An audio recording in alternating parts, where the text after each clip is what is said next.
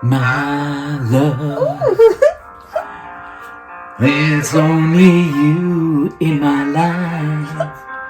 Mina, you know I'm gay, don't you? Damn.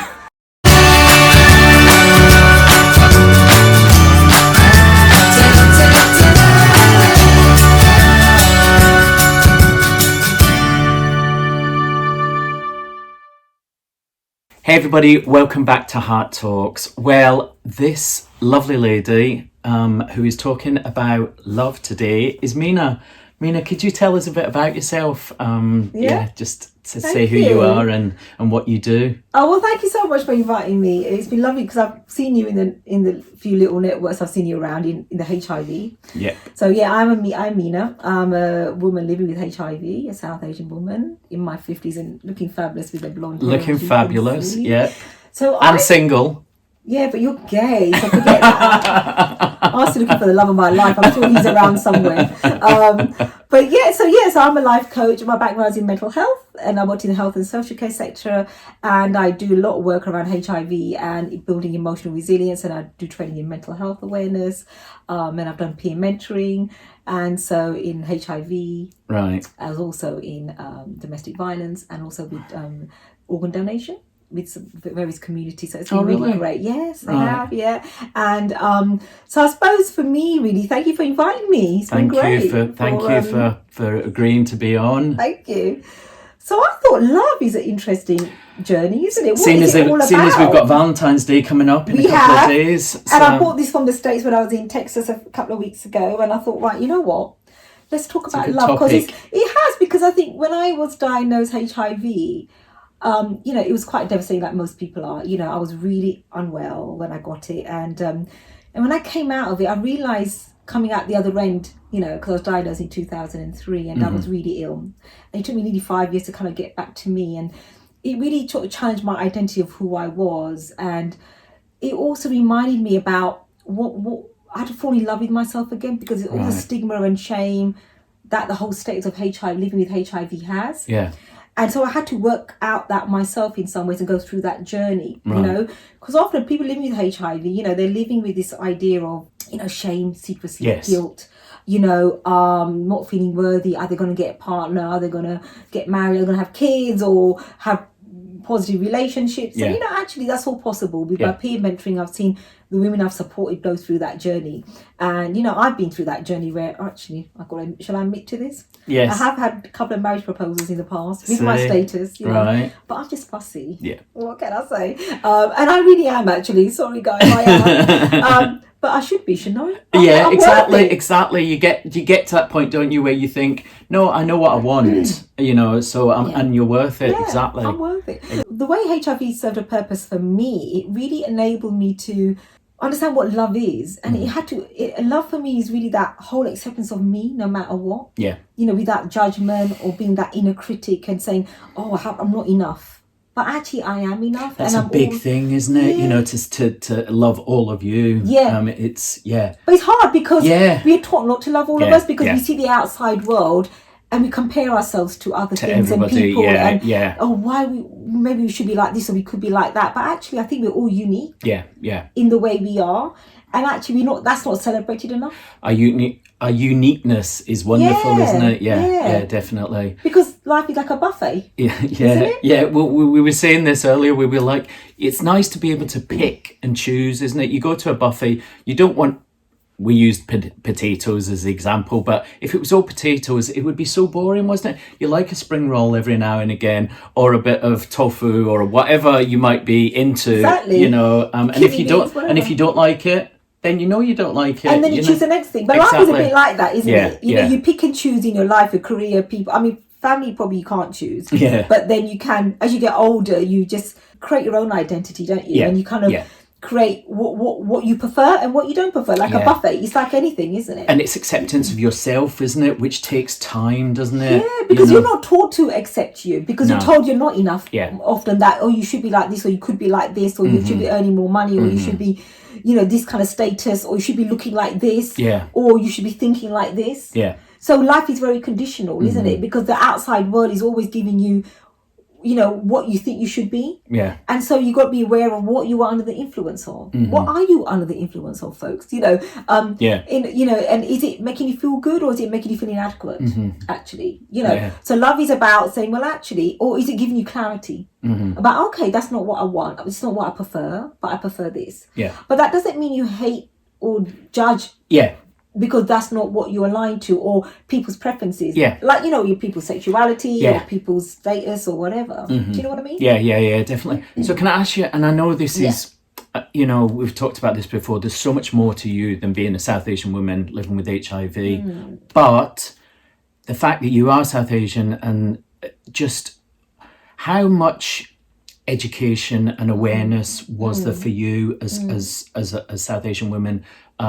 Did you know about what did you know about HIV when you were diagnosed in 2003? I think we all knew what we knew, wasn't it, from the 80s, the whole death sentence thing. And I think there's not enough mainstream education around sexual health and sexual well-being and STIs, actually, unless it kind of comes to your doorstep. You know what I mean? If you feel you've had and I think for women it's a different journey, because they think about contraception, they talk about unprotected sex and getting STIs, because there perhaps are, but I think some of us have gone through those journeys. But I think more it's about I think there's just lack of information out there about good information. I think the information is there, but it's not accessible. I think probably, and I think people often only get that information is when they go to an for a clinic. And I mean, I was diagnosed by default. Actually, it wasn't because they said my white blood cells were abnormal, and it was only by default because they would do stem cell research that I had to go to a gum clinic to get my STIs done, and that's how they diagnosed me. So I was very late diagnosed. So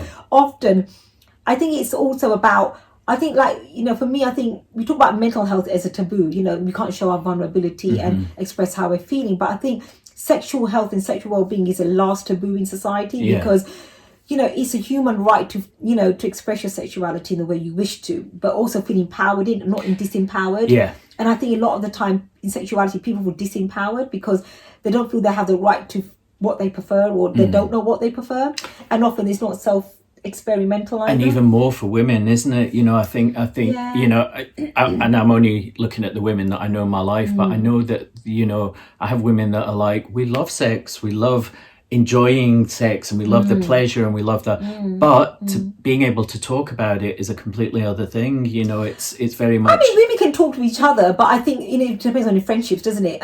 But I think it's also about exploring your own sexuality and your own sex, and self-pleasuring you. And we don't talk about female masturbation at all. It's the best thing in the world, because you rediscover yourself actually. And I think, and even we talk about male masturbation as being a normal thing to do, that men can do that, but I think women is kind of hidden, or often, even if it is, we don't celebrate it enough, you know what I mean, to understand us. So I think that it's important that as women, we get educated about, our own sexual well-being, and what does sexual well-being mean anyway. And it feels, for me, it means feeling empowered in that relationship, where not empowered, meaning you can explore but feel safe in that environment to explore what you want to explore with that individual, but there's also there's an element of shame though still, isn't there, surrounding that's sex. Society, isn't it? That's what all society, that why there's such a taboo about the most natural thing in the world, because often sometimes people just don't do it very well, or there's too many expectations, or there's, and obviously I think online pornography has just messed up people's perceptions of what sex is. But I think also we need to start talking about sex, in a more healthy way. Because it is about relationships. It's about chemistry. It's about respecting each other. It's about communicating what you might want and feeling safe. And I think safety is really important, but also feeling secure, and it's got to be attentive and not just wham bang. And not that it's everything. Everybody has different preferences. Don't get me wrong, but it has to be in a way that's how can I put it? Communicated as well, and being able to say what you like and what you enjoy and what you don't like. But also trying things out, and saying, well, maybe, like you say, like a buffet, might not like that, but maybe we could try that. But sometimes people also impose what they think they want, and then I think it's also about negotiations with partners, isn't it? About what you want and what you don't want, really. So tell me about love, about how you felt, Mina, with loving yourself as a whole. How did that come about, for you? Well, I think it was funny, because I think with my diagnosis, when I came out the other end of it, it reminded me that I wasn't loving myself because of this identity, this status I held, and the narratives and stories I told about it. So it was like, oh my God, I'm embarrassed. I don't want to tell anybody. What if somebody rejects me? What if somebody doesn't love me? What if I don't get married? And And so I had all these negative all stereotypical norms, about isn't me it? and shame, that what in the fear of being judged, fear of being rejected, and actually, contrary to belief, that never happened, because sometime after I was better, I went on a first date with somebody and I told them straight away, and they were like, and he was negative and he was fine with it. So what I'm saying is, I actually had to dispel my own sort of taboos and myths about it, because actually there's a lot of people out there who are okay with your status, which actually I found quite surprising, and I shouldn't do, actually, because I've had 2 marriage proposals since then, and all of that, and there were some men who run a mile from it as well, of course. But then I now thought to myself, well, actually, people reject you for all kinds of reasons. Exactly. I reject a lot of men for all kinds of reasons, and not that because you have certain preferences, or things that you like about somebody, or that you're attracted to. That doesn't mean then that they're any more worthier or inferior, superior than you. What I'm saying is, we all have preferences, like you said about the buffet. And sometimes our preferences change too. Exactly. Our tastes change, guys. Our tastes change. You didn't used to like the taste of this, and now you do. So it's like relationships and marriage. Sometimes they outgrow, don't they? And you think, okay, I'm kind of done with that. I'm moving forward. Or sometimes you just accept it for what it is, and you appreciate the person for who they are. Warts and all. And actually, we all have warts and all, don't we? Really. So it's really about being comfortable with you, and unconditionally loving you, which means that you don't allow, like I am right now. There might be, often what we focus is on our parts of ourselves or personalities of ourselves that we don't like. And so we focus on, that could be better, I will improve that. But actually, that's good, because that might push you towards improving your body shape or your mind, or learning something new, which is good. But don't let that be all of you, because actually you are perfectly perfect. I really believe that. But all you're really doing is expanding and growing by experiencing new things and saying, I want to try this. I mean, I'm doing this with you. I never thought I'd do this. You know what I mean? And I'm loving it, because if I can just give out a message to people to say, just love you anyway, because people always have opinions about you, right? And you can't control that.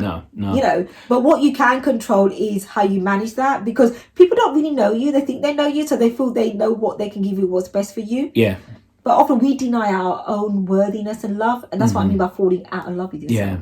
So tell me, so you've kind of covered this slightly, but just you've been speaking since 2019. Is that when you? So I've spoken internationally at HIV conferences about emotional resilience. You've done a lot, haven't you, in that short space of time? A book about identity, which was great. So it's been great. I'm enjoying the journey. But something else we were talking about earlier on, Minna, is that you are looked on as the South Asian woman with HIV. And it can become, as much as it's great to be able to be there and speak to people like you and that kind of thing, there's also so much more to you, isn't there? There's HIV is just a little part of you. I mean, for me now, I mean, I know when women never, because a lot of people are in isolation, and often it's only a small part of me now, but it used to be a big part of me before, because it was all encompassing, it was all consuming. Because when you get diagnosed, you almost have this idea of diagnosing with grief. You kind of go through the anger, resentment, acceptance process where, like, oh my God, I can't believe I. But it reminds you that you kind of lose yourself in that identity, and then you find yourself again. That's what I mean about falling in love with yourself again. And like, all right, it's me again. I've found myself again. But I'm now living with HIV. But it's not all of me. It's only a tiny part of me now. And I am everything else and that. And that's only. But if that message can enable me to tell people, that actually HIV, it's one part of you. It's not all of you. And right now the treatments are amazing, aren't they? Well, exactly. Being undetectable. I just take one tablet, and it's great. And I'm not with no offense, but there are other people with so many other debilitating illnesses and conditions, actually, like cancer and other stuff, and I think, God, I don't have to go through all that kind of evasive treatments, and thank God that we've got a wonderful place here that we can have treatment and support that we need.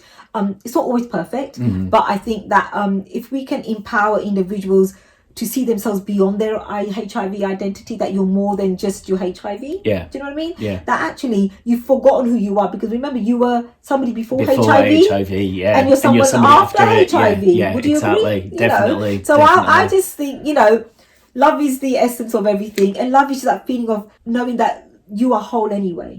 There's nothing lacking. And when it feels like you're lacking, it means you want to move to something a bit more better, and that's okay. Yeah. Does that make sense? That's a great way to end. Thank Mina, you. that is a brilliant way to Thank end. you. If anybody is wants, because Mina's done the book, she's been on podcasts, she's done loads of stuff. So I'll put all the stuff in the description box below. Yeah. Thank you for coming on. Thank you. And it's been a pleasure. Should we go back? Should we carry on singing, or should we go for a buffet? We should go for a buffet and find out what we fancy. Oh, that's the thing, isn't it? But we can work it out. Yeah, we can work it out. I said we can work it out. We always do, don't we? Okay, everybody, thank you for watching Hart Talks. Please remember to like, share, comment and subscribe. If you have any questions for me now, please ask them. And we're going to go back to Thing That's Right. Exactly. It's endless Is love. it your bit now? It was me. It was always me. And remember, your first love is always you. Always you. Thank you. Take care. Bye.